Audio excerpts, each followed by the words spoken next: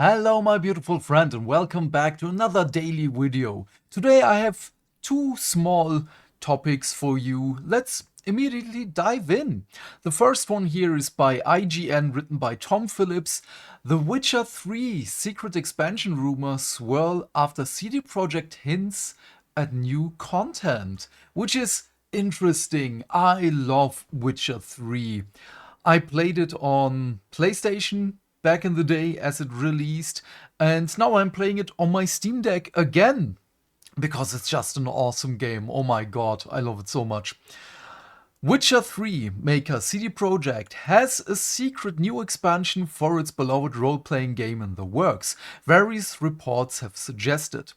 Word that the studio was planning more content for its 2015 blockbuster originally dates back to a report published online last summer, in which Polish games industry insider Boris Niespilak first spilled details of the supposed project. I don't know if I pronounced the name correct. If not, I'm sorry. At the time, oh god, there it is again. Nispilak claimed that, oh, is it Nispilak? Probably. Claimed that development was being handled by Fool's Theory, the studio that CD Projekt has also tasked with remaking The Witcher 1. Ooh, we get a remake of Witcher 1? Or do we already have that one? I think we don't have that one yet. Today, in a report by Eurogamer, Nispilak doubled down on his initial claim and pointed to a recent hint by CD Projekt itself that the content was quietly in the works. Okay, so today, 2 days ago, as of recording and publishing this video right now. Given our current progress, there is a chance that new content hinted upon in a recent calls and reports may see release in the coming year. CD Projekt Chief Financial Officer Piotr Nilubovic said in the company's latest financial report, published in November 2025, without naming the content, Nilubovic went on to suggest that it could have an impact on the company's upcoming results. Okay, interesting. Potentially suggesting it would arrive relatively soon and be relatively meaningful in scope. Huh, does it have to be Witcher 3? It also still can be Cyberpunk. This isn't the only official mention of an unnamed project either. And a follow-up investor call following the aforementioned results, joining studio CEO Mikhail Novakovsky also made mention of another project. Okay, that Fool's Theory was working on in the same breath as mentioning its Witcher 1 remake and support for the upcoming The Witcher 4. God damn it, what are they making there? What are they cooking? Yet another whisper of the project came just before the end of last year from Polish analyst Mateusz, Szdaranowski? I'm sorry, I really don't. This is the last name where I really don't know how to pronounce it. Who said he expected the next paid add-on DLC for The Witcher 3 to be released in May 2026. Okay, that is very specific. All of this points to CD Projekt via Fool's Theory having something new for The Witcher 3 fans just in a few months' time, an exciting prospect and one that would make some sense. I mean, yeah, it would make sense because it would also hype up Witcher 4. So, yeah, okay, I retract my thoughts of it could be a Cyberpunk DLC because, yeah, with... Oh, but Cyberpunk does get a new anime season and it does get the trading card game. Oh, okay, what's going to happen? Let's just say it's still going to be Witcher 3 because that will make more sense because again, Witcher 4 is still on the horizon. As full production on The Witcher 4 continues, CD Projekt has cautioned fans not to expect its launch in 2026. Damn. As the company plans an ambitious 6-year roadmap in which it will also launch The Witcher 5 and The Witcher 6. Holy crap, I didn't know that one. Before all that, there is a window this year for even more Witcher and a fresh slice of content that could potentially help bridge the gap. A new DLC feels like a smart idea to reawaken lapsed interest ahead of the series' next chapter via extra content sold to The Witcher 3's existing audience of more than 60 million players. This content could be used as a reason to sell the game anew, yes, of course, to bring fresh fans to the decade-old role player and potentially set up plot points to be expanded upon in The Witcher 4. Exactly. That is what I meant with it's going to make more hype for The Witcher 4. Finally, of course, it could offer fans one last opportunity to play as Geralt before the franchise's next trilogy focus on Ciri. So, one last adventure. Okay, I'm cautiously optimistic here because there were some things. Would you buy another Witcher 3 DLC? Yeah, show me the results. Of course, of course. That is not surprising at all. So where was I?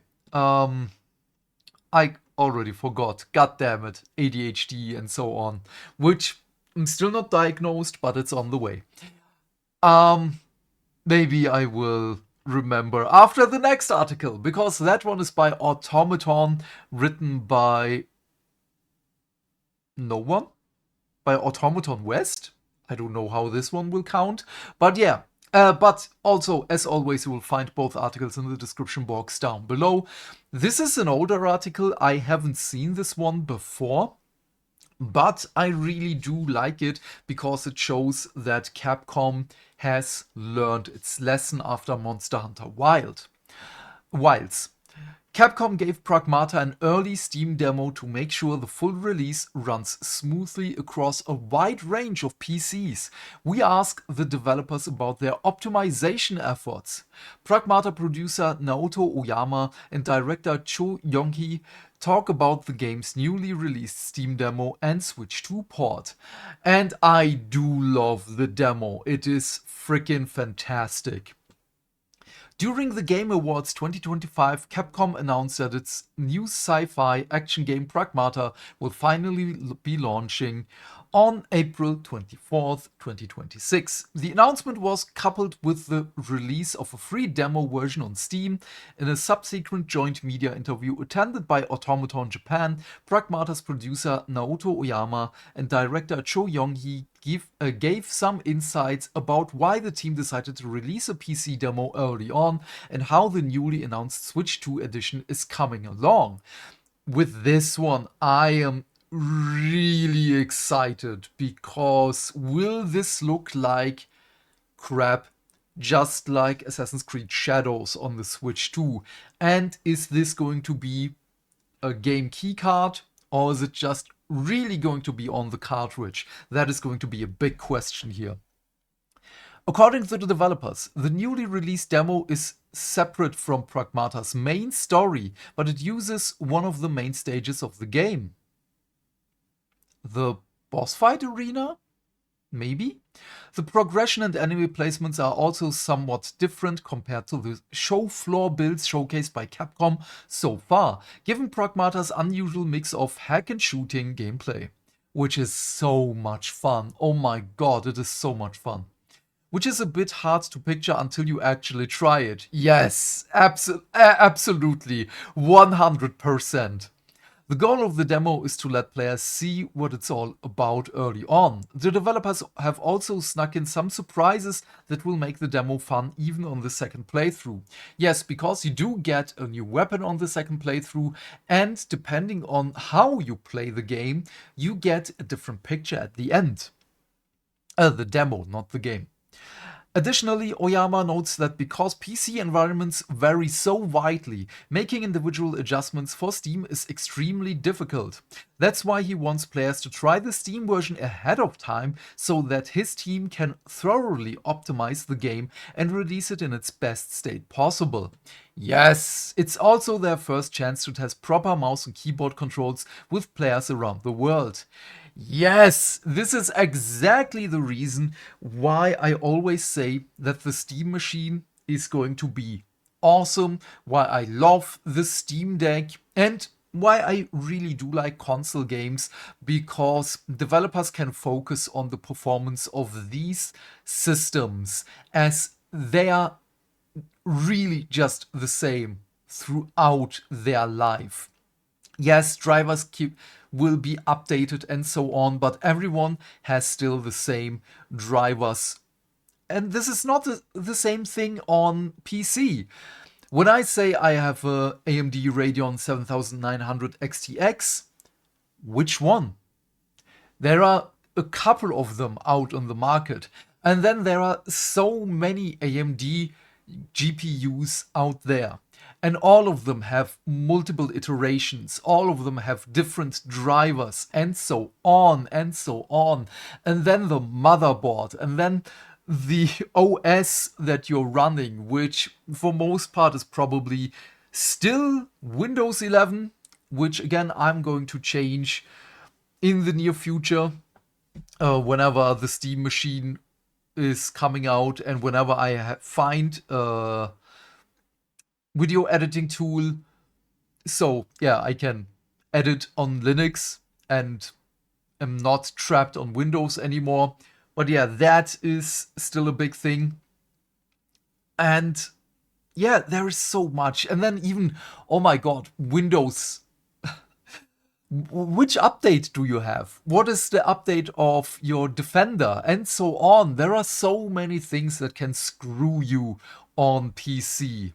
And this is again so important with the interview we had a couple of months ago with Battlefield 6's developers, that the vast majority of people have below minimum specs and are still playing games. And this is not going to change in the future because, again, prices are just going up. I'm not going to take out a loan just to buy a new system, just to buy an upgrade for my PC, because maybe I will need a new GPU in the future. I hope not. Is it compatible with my mainboard? I hope so. If not, I'm screwed. But yeah, this is something that will not happen with the Steam machine, the Steam Deck, and or the next consoles. When it comes to optimization, Pragmata's developers are prioritizing frame rate stability across a wide range of environments. Our policy was to put comfort first, even if it meant sacrificing graphical aspects, Oyama comments. Yes, exactly what I want to hear. And this is also something that I'm saying again and again. Capcom developers are working with each other. The Pragmata team communicates with the Resident Evil team, and so on. Regarding the Switch 2 version, oh god, Oyama says Pragmata is currently running very well. On par with Resident Evil Requiem. Okay, we won't have to take his word for this, as there are future console demos planned for Pragmata 2. Interestingly, he says that Capcom's RE engine is highly compatible with the Switch 2. Okay, with that I'm a little skeptical, but okay, whatever. So development is progressing more smoothly than expected. He emphasizes that Pragmata's previous delay was not made in order to match the Switch 2 launch. Instead, the developers decided to postpone the game because it wasn't at a quality level they could deliver at the time. The dual character simultaneous control idea existed from the start, but figuring out how to turn it into a solid game system and balancing it is what required extra time, and I can see that. However, I also think, and this is just me tinfoil hatting here, they saw what happened to Dragon's Dogma, they saw what happened to Monster Hunter Wilds, and they said, no, with a new IP, with a test, we cannot mess this up. This has to work day one. Otherwise, this is already dead on arrival. It's just as simple as that. But yeah, what are your thoughts on all of this? Please leave your thoughts and questions in the comment section down below. I am keen to know what you have to say. And while you're here, please remember to do all the things that make the dings. Why? Because that way we can build a bigger community and talk more video game news every day. And by that I of course mean like and subscribe, and if you want you can share this video with your friends, and please turn off YouTube's restricted mode. Otherwise, have a great day my friend, stay fantastic, stay hydrated, and I will see you hopefully later in our stream, because we're going to talk not only on Emusha 2, but also Warhammer Plus and what Games Workshop's next pre-orders are. Or I will see you tomorrow with the next video. Bye, bye, bye.